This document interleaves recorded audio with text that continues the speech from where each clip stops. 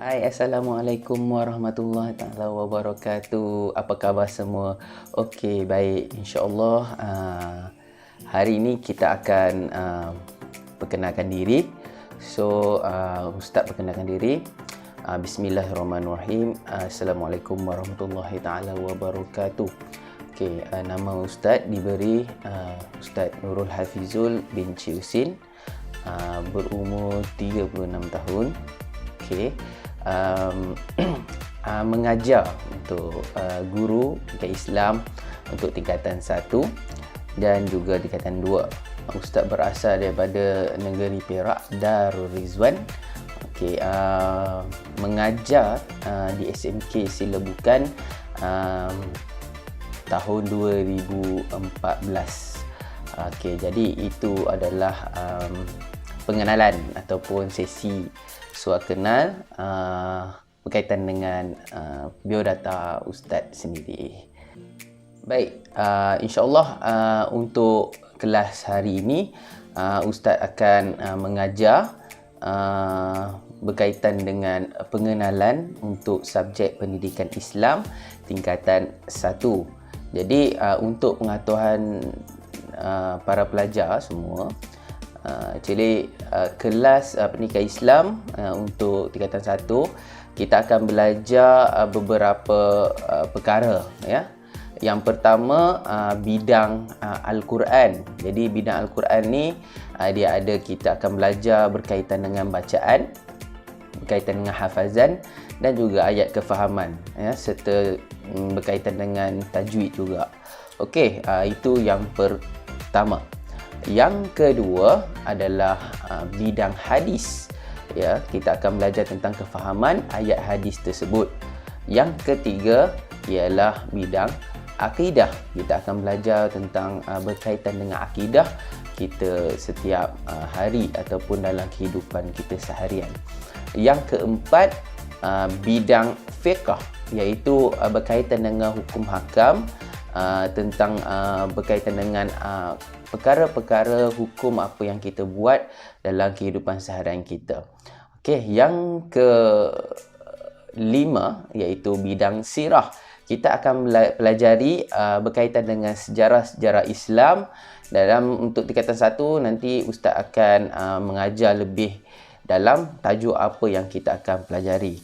Okey, dan juga yang terakhir iaitu yang kelima bidang akhlak Islamiah. Kita akan belajar berkaitan dengan akhlak, sikap, adab, ya, berkaitan dalam topik ini.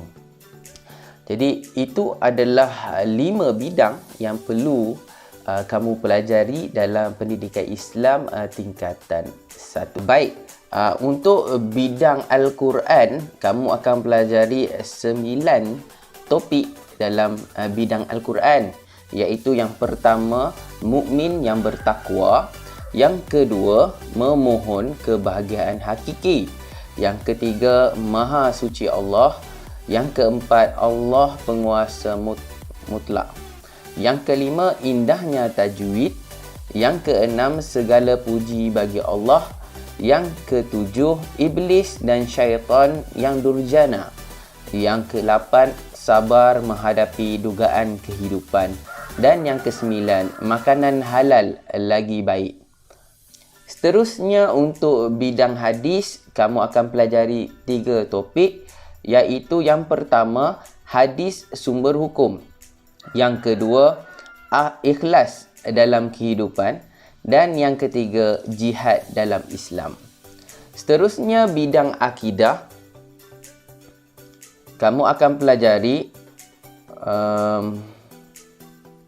4 topik, iaitu yang pertama Islam, agama fitrah, yang kedua akidah Islam, yang ketiga beriman kepada Allah, dan yang keempat Al-Khaliq dan Al-Musawwir. Seterusnya bidang fiqh, kamu akan pelajari 7 topik, iaitu yang pertama konsep ibadah dan jenis hukum, yang kedua bersuci asas kebersihan, yang ketiga suci daripada najis, yang keempat istinja suatu tuntutan, yang kelima wuduk dan syarat kesempurnaan. Yang keenam, mandi wajib, penyuci diri. Dan yang ketujuh, solat mercu kejayaan. Manakala untuk bidang sirah, kamu akan pelajari 3 topik, iaitu yang pertama, riwayat hidup Nabi Muhammad SAW. Yang kedua, era masyarakat jahiliyah.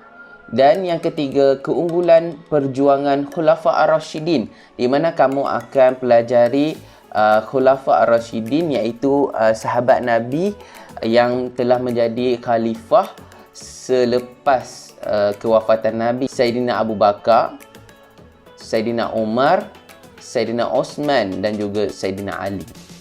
Dan yang terakhir iaitu bidang akhlak Islamiah. Kamu akan pelajari 4 topik, iaitu akhlak terpuji, hiasan diri.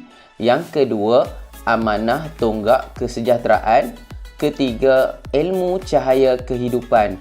Dan yang keempat, maruah diri, cermin peribadi. Jadi ini adalah topik-topik yang kamu akan pelajari pada tingkatan 1 tahun ini. InsyaAllah mudah-mudahan apa yang kamu pelajari ini sedikit sebanyak mendapat manfaat dan diharapkan berguna untuk dalam kehidupan seharian kamu, insyaAllah. Jadi itu sahaja untuk kelas kita pada hari ini. Jadi insyaAllah mudah-mudahan ia dapat berterusan dan Ustaz harap kelas kita akan belajar akan lebih faham, kamu akan lebih faham apa yang Ustaz ajar, insyaAllah. Jadi sebelum itu Ustaz minta tolong subscribe, like, komen dan share supaya ilmu ini sentiasa bermanfaat kepada semua pelajar-pelajar, insya-Allah. Jadi itu sahaja daripada Ustaz. Sekian, wabillahi taufiq wal hidayah. Wassalamualaikum warahmatullahi taala wabarakatuh.